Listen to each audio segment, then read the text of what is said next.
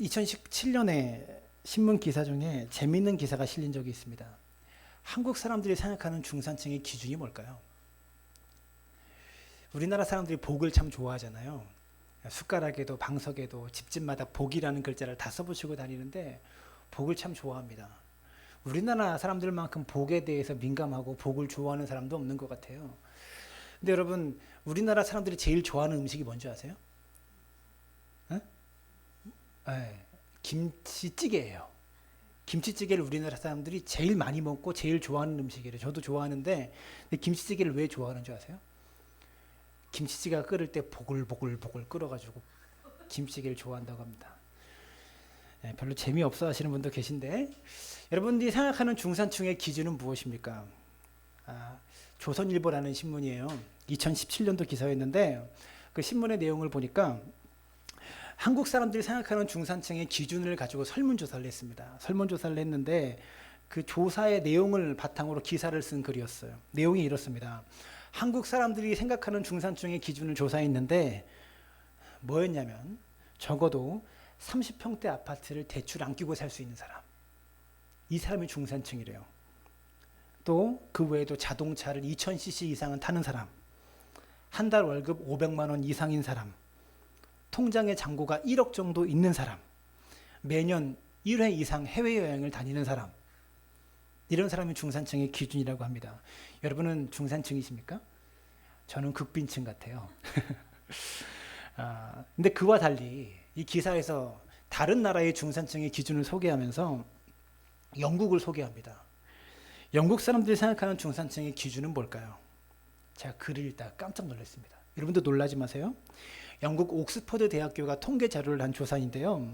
영국 사람들이 생각하는 중산층의 기준, 페어플레이를 하는 사람. 자신의 주장에 대해서 뚜렷한 신념을 가지고 있는 사람. 나만의 독선을 부리지 않는 사람. 마음이 넓은 사람. 약자의 편에서 강자와 싸울 수 있는 사람. 불의, 불평, 불법에 대해서 의연히 대처하는 사람. 이런 사람들이 중산층이라고 영국 사람들은 생각한대요. 또 프랑스 사람들이 생각하는 중산층, 이건 프랑스 대통령이 발표한 거래요. 지금 대통령 말고요. 프랑스 사람들이 생각하는 중산층, 외국어를 하나 이상 할 줄 아는 사람, 하나 이상의 악기와 스포츠를 즐길 줄 아는 사람, 별미를 하나 정도는 만들어서 손님에게 대접할 수 있는 사람, 사회봉사에 참여하는 사람, 남의 아이를 내 아이처럼 사랑으로 꾸짖을 수 있는 사람. 이런 사람들이 프랑스 사람들이 생각하는 중산층의 기준이래요. 또 미국의 공립학교에서 가르치는 중산층의 기준은 자신의 주장에 떳떳한 사람, 사회적 약자를 돕는 사람, 부정과 불법에 저항하는 사람, 책상 위에 정기적으로 읽는 비평지가 있는 사람. 그러니까 이 나라들과 우리나라가 생각하는 중산층의 기준을 비교하면서 우리나라가 너무나 지나치게 경제력만을 가지고 중상층을 생각하는, 경제력만 가지고 사람을 나누는, 얼굴이 화끈거릴 정도로 천박한 느낌을 준다. 우리나라 사람들의 사고방식에 대해서. 그렇게 글을 쓴 기사였어요. 다른 나라 사람들은요, 교양이나 지식 수준이나 그 사람의 마음의 넓이, 이런 것들을 가지고 중산층을 평가한다면 우리나라 사람들은 돈은 얼마나 있냐, 차를 뭐를 타냐, 어느 집에 사냐, 어느 동네에 사냐, 이런 것들을 가지고 중산층을 구분한다라는 거예요. 경제적인 능력만 가지고 사람을 평가한다는 그런 것들을 비꼬는 기사였습니다. 근데 여러분, 이런 모습이요, 우리의 신앙에도 그대로 스며들어온 거 아세요?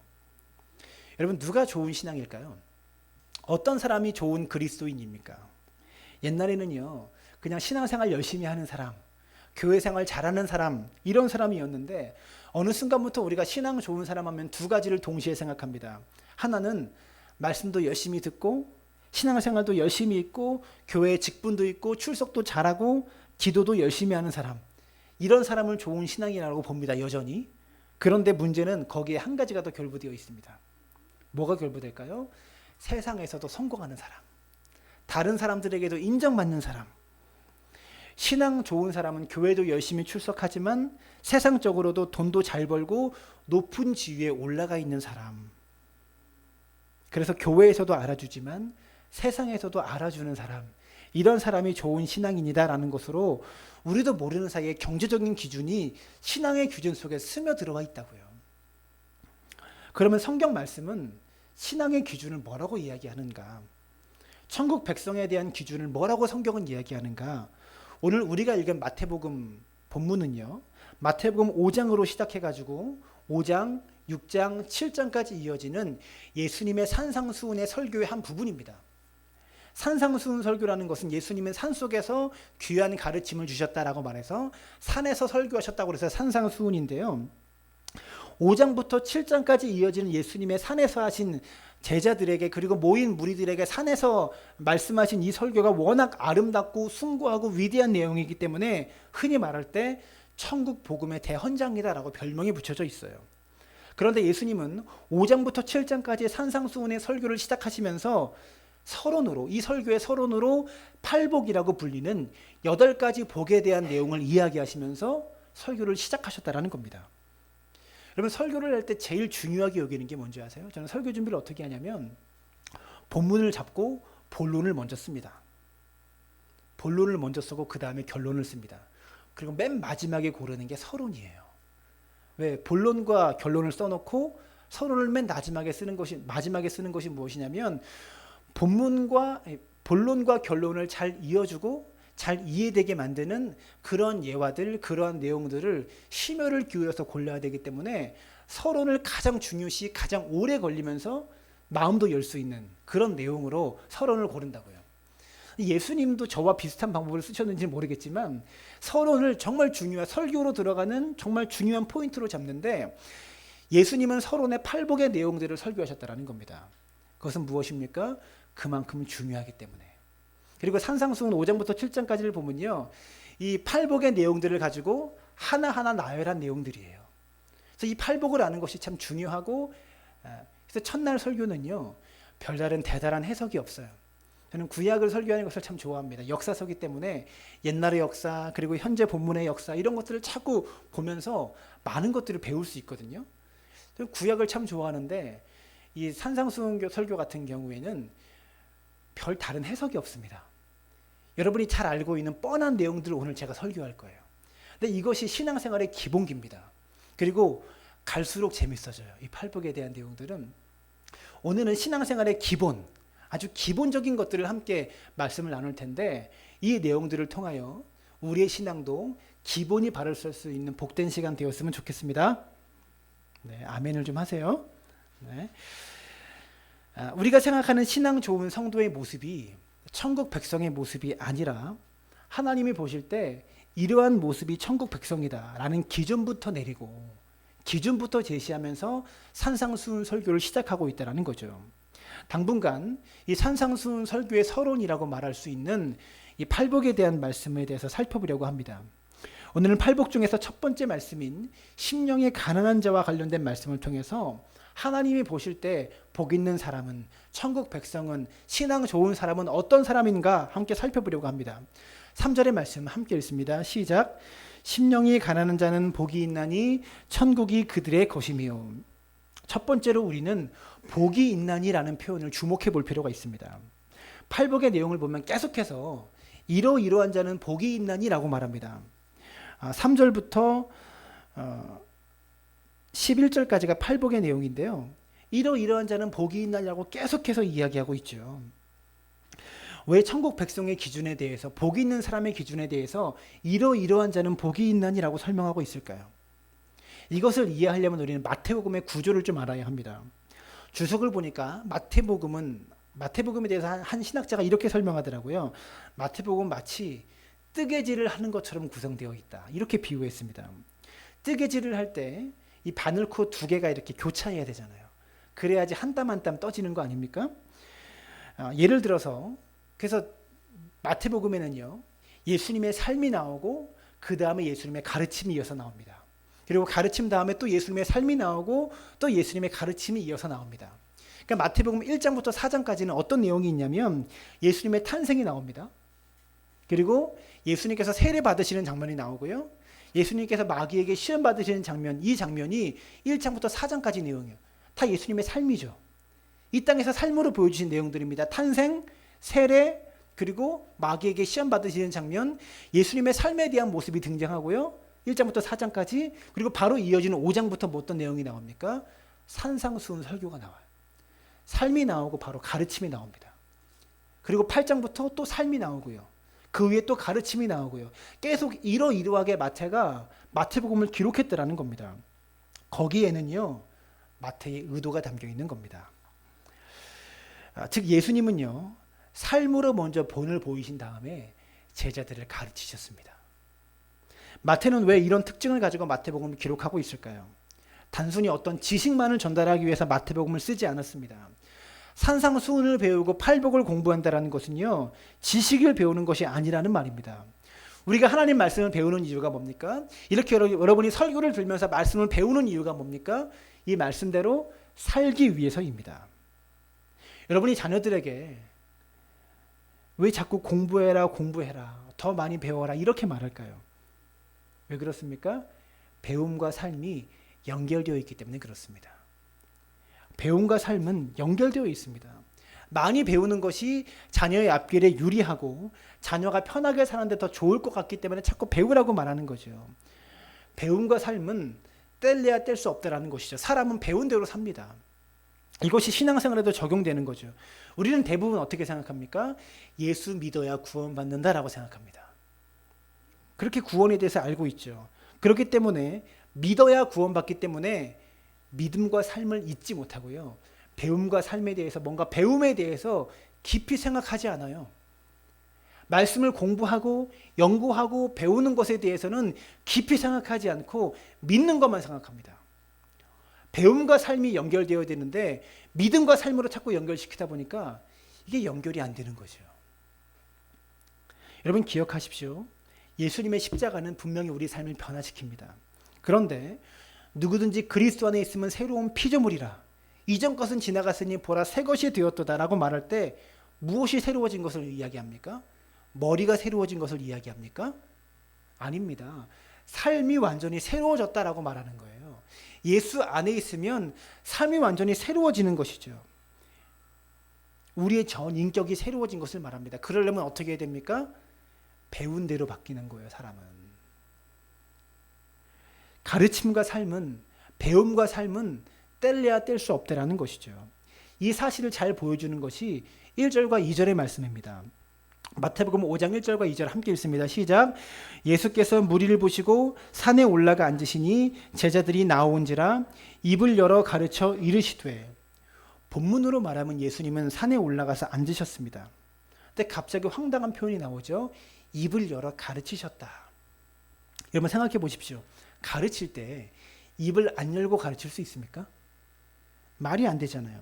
당연히 입을 열어 가르쳐야 되는데 왜 입을 열었다라는 표현을 말하면서 이렇게 팔복을 시작하고 있을까요? 뭔가 말을 하려면 당연히 입을 열을 텐데 굳이 왜 입을 열었다라고 표현하고 있을까요? 무슨 말입니까? 함께 있는 사람들이 예수님의 입을 주목했다라는 겁니다. 저희 할머니께서 제가 학교 갈 때마다 늘 하셨던 말씀이 있어요. 학교 가서 선생님의 입에서 눈을 떼지 마. 학교 갈 때 저희 할머니께서 저한테 늘 하셨던 말씀이에요. 선생님 입에서 눈을 떼지 말고 눈만 쳐다봐. 눈만이 아니라 입만 쳐다봐. 이렇게 가르치셨어요. 그렇게 공부 열심히 하라고. 그러니까 모인 사람들이 다 뭐예요?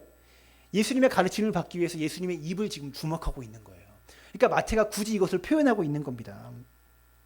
마치 모세가 시내산에서 하나님께 십계명을 받아서 내려올 때 내려올 때 산 아래에 있었던 모든 사람들이 모세를 주목했던 것처럼 하나님을 만나고 나서 무슨 얘기를 할까? 모세를 주목했던 것처럼 여러분 십계명의 가르침을 예를 들어 설명하면 하나님이 이스라엘 백성들에게 십계명을 주셨을 때 이스라엘 백성들의 정체성이 무엇인지 십계명 안에 담겨 있는 겁니다. 나 외에 다른 신을 섬기지 않는 것이 이스라엘 백성의 정체성이다. 남의 것을 탐내지 않는 것이 이스라엘 백성의 정체성이다.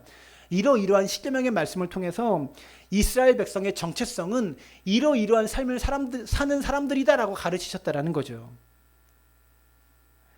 십계명을 통해서 이스라엘 백성은 아브라함의 자손들이다. 이렇게 가르치지 않으셨습니다. 십계명을 통해서 할례를 받아야 된다. 이스라엘 백성은 이렇게 말하지 않고요.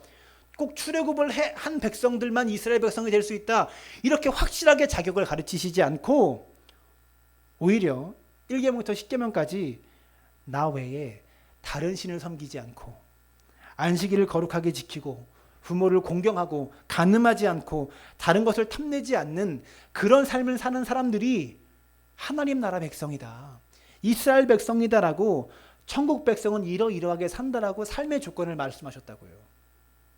이스라엘 백성의 조건에 대해서, 자격에 대해서 말하지 않고요, 그가 가진 어떤 조건에 대해서 말하지 않고 이러이러한 삶을 사는 사람들이 이스라엘 백성이다, 하나님의 백성이다, 이렇게 말씀하셨다라는 것이죠. 팔복도 마찬가지의 맥락입니다. 어떠한 사람이 복이 있는 사람이다 라고 딱 부러지게 조건을 말하지 않았어요. 이러이러한 자는 복이 있나니, 좀 애매하게 말씀하셨습니다. 어떻게 사는 사람이 복이 있다라고 말씀하신 거예요.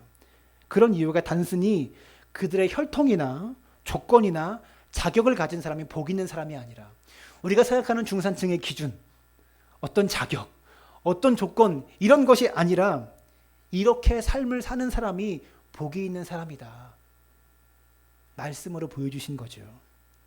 우리는 흔히 복이 있다라고 말할 때 자꾸 이렇게 생각합니다. 복을 뭔가 가지는 거, 내가 뭔가 소유한 거, 이것을 복으로 생각합니다. 그래서 돈을 가지고 권력을 가지고 높은 자리에 앉으면, 그리고 신앙을 가지면 우리는 복이 있다고 생각하죠. 근데 본문은 이러이러한 자는 복이 있나니, 복에 대해서 먼저 정의를 내리면서 우리가 생각하는 복의 고정관념을 깨트리고 있는 거예요. 저는요, 우리 성도님들이 뭔가를 가져서 복이 있는 것이 아니라 이렇게 살면서 복이 있는 사람을 증명했으면 좋겠습니다. 30평대 아파트를 가져서 복이 있는 게 아니라, 2000cc 자동차를 타서 복이 있는 게 아니라, 2000cc 차 타는 사람 많죠, 우리 중에? 예? 그런 게 아니라, 뭔가를 가져서가 아니라 어떻게 살면서 이렇게 살기 때문에 복이 있는 사람이 되어지기를 주님의 이름으로 축원합니다. 3절 말씀 다시 한번 읽습니다. 시작. 심령이 가난한 자는 복이 있나니 천국이 그들의 것이며. 두 번째로 본문을 보면서 또 궁금한 게 있습니다. 왜 하필이면 가난과 복을 연결했냐라는 말입니다. 우리가 생각하기에 가난과 복은 연결되지 않죠. 복 있는 사람은 부자여야 되죠. 가난한 사람은 저주받은 사람이어야 되죠. 가져야 복이라고 생각했는데 그게 아니라는 겁니다.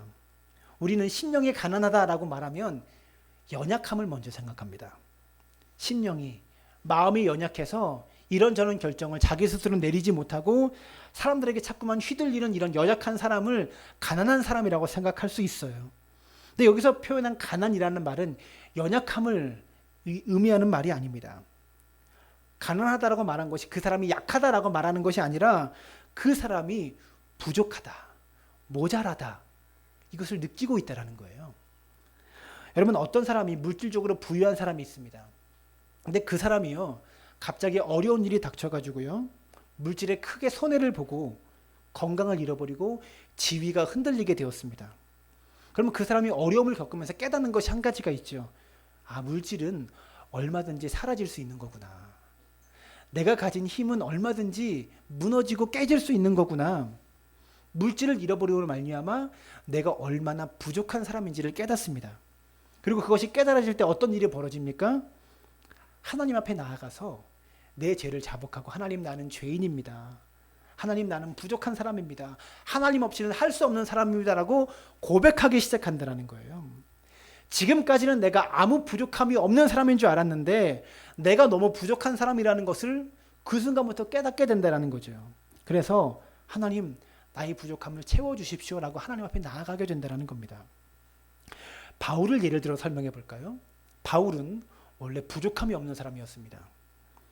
완전한 금수저였습니다. 가말리엘 문화에서 공부한 사람입니다. 이 가말리엘이라는 사람은 당시 최고의 학자였어요. 오늘로 따지면 이 사람 밑에서 공부했다는 것은 서울대 법학과 출신이라는 말입니다. 공부를 잘한 학식이 높은 사람이었어요. 또한 혈통으로도 그가 베냐민 지파의 바리새파에 속한 사람이었습니다. 이게 무슨 말이냐면, 쉽게 이해하면 정부 여당의 청와대 출신이라는 말이에요. 그 정도로 가진 사람입니다. 또 그의 아버지는 로마의 시민권을 돈 주고 샀습니다. 이게 무슨 말입니까? 집도 부자였다는 말이에요. 로마의 그 당시 최고 강대국인 로마의 시민권을 이스라엘 나라가, 식민지 나라가 돈 주고 살 만큼 부자였다는 말이에요. 완전한 금수저였죠. 근데 그런 사도 바울이, 물질적으로 풍족했고 조금 더 부족함이 없었던 사도 바울이 다메섹으로 가는 길에 예수님을 만납니다. 부활하신 예수님을 만납니다. 그리고 그가 눈이 멀게 되고 식음을 전폐합니다. 여러분 생각해 보십시오. 눈이 먼 것은 어쩔 수 없습니다. 그죠? 자기가 먼 게 아니잖아요. 하나님이 멀게 하신 거잖아요. 하나님께서 눈이 안 보이게 만들어 놓으셨고, 그 다음에 아나니아가 안수함으로 그의 눈에, 바울의 눈에 비늘이 벗겨졌습니다. 바울이 앞을 못 보게 된 것은 자신의 의지로 한 게 아니에요. 그런데 반면에 식음을 전폐한 것은 바울의 의지죠.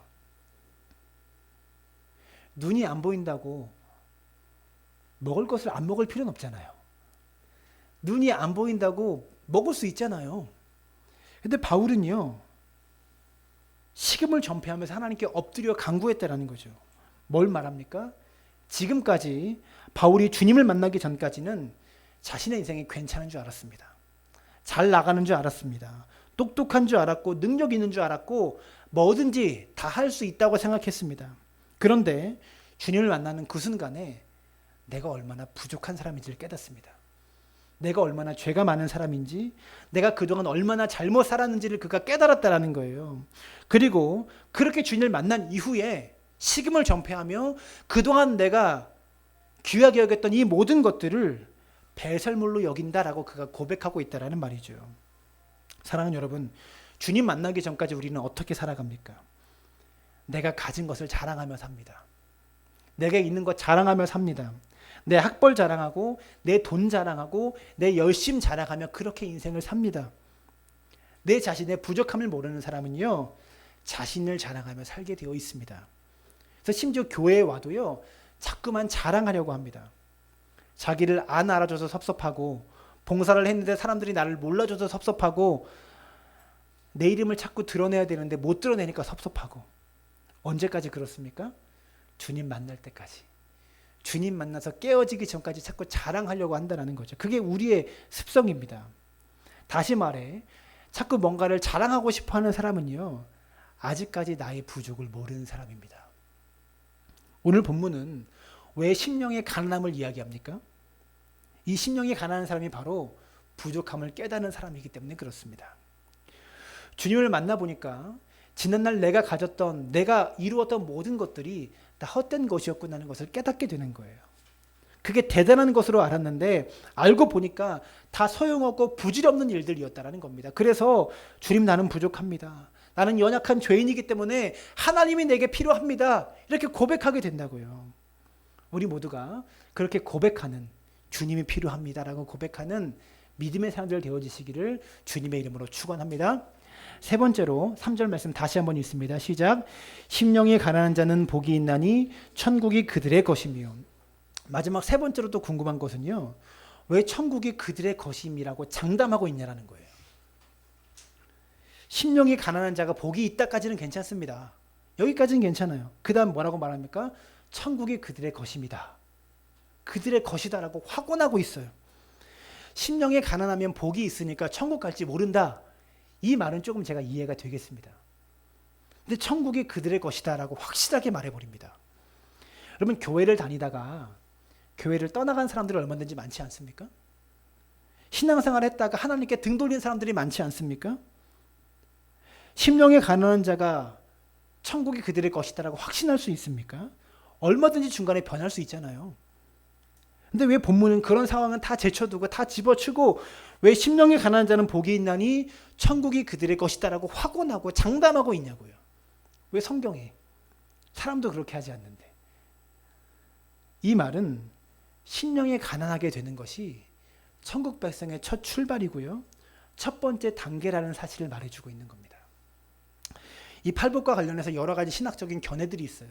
근데 지금도 첨예하게 갈등하고 있는 것이 이 팔복을 8개의 복의 단계로 볼 것이냐, 아니면 다 떼어놓고 볼 것이냐, 이것이 신학적인 논쟁입니다. 그러나 두 논쟁과 상관없이 분명한 사실은 뭐냐면 심령이 가난해져야만 천국 백성이 된다는 겁니다. 나는 죄인입니다. 나는 부족하고 나는 모자르기 때문에 하나님이 내게 필요합니다.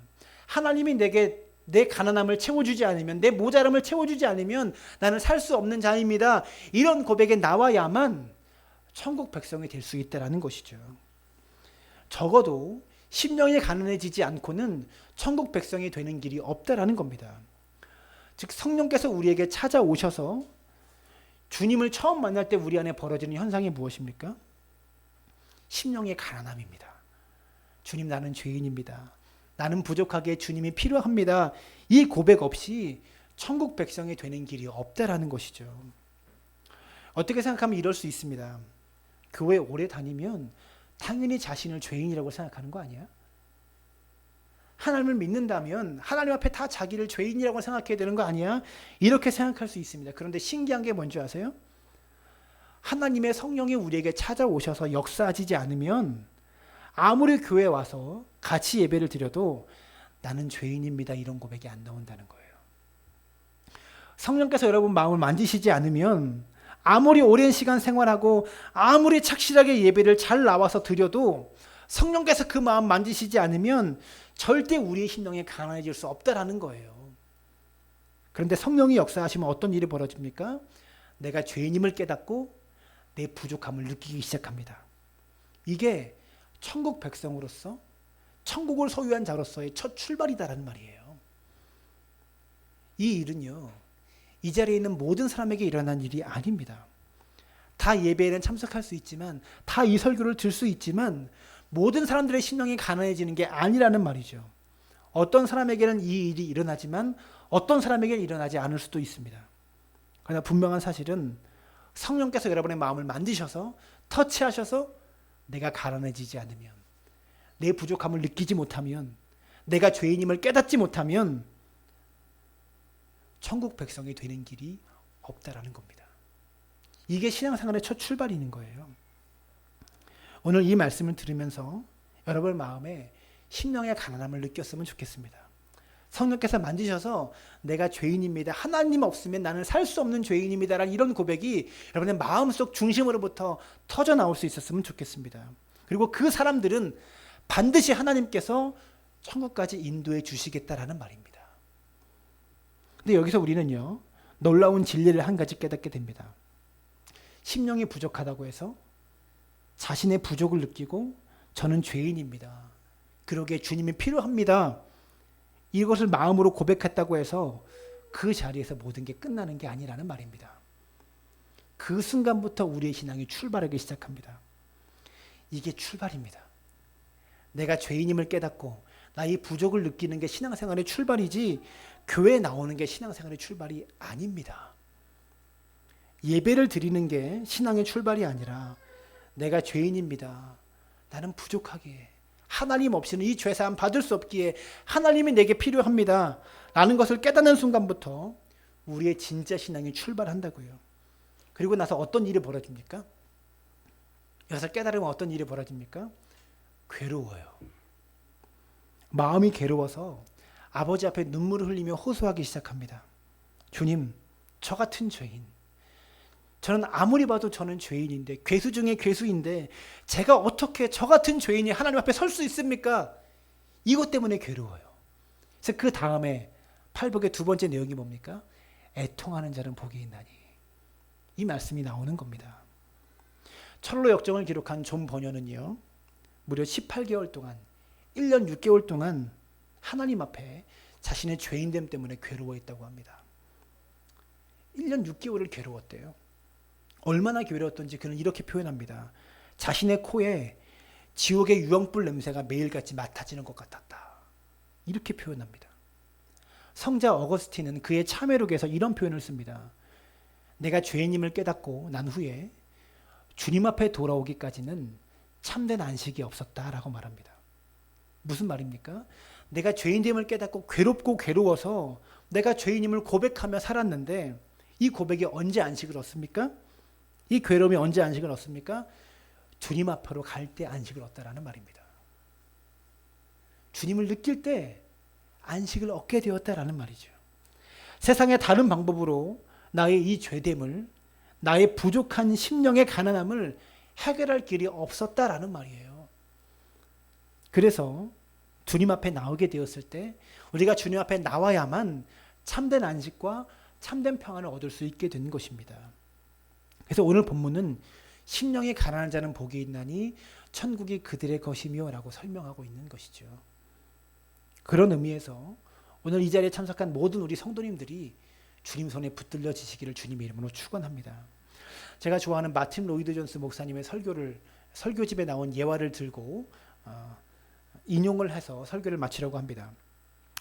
마틴 로이드 존스 목사님의 산상수훈 설교집을 보면 심령의 가난한 자에 대해서 이야기를 하면서 이런 비유를 합니다. 우리가 먼저 비워지기 전에는 채워질 수 없습니다.